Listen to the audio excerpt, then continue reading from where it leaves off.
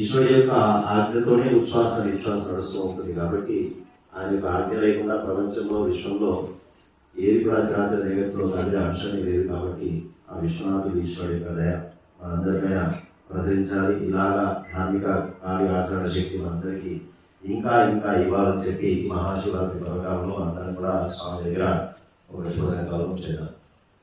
శివరాత్రి ప్రతి రాత్రి జరుగుతూ ఉంది జీవితంలో, కానీ ఈ రాత్రికే శివరాత్రి కదా. శివ అంటే శుభము అని అర్థం. ఈ రాత్రి శుభమైన రాత్రి కదా.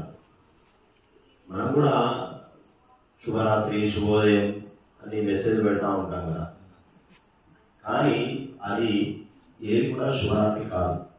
కారణం ఏంటంటే ఏ రాత్రి, ఏ సమయం, ఏ ఉదయం, ఏ కాలం భగవత్ సాన్నిధ్యంలో జరుగుతామో అది మాత్రమే మనకి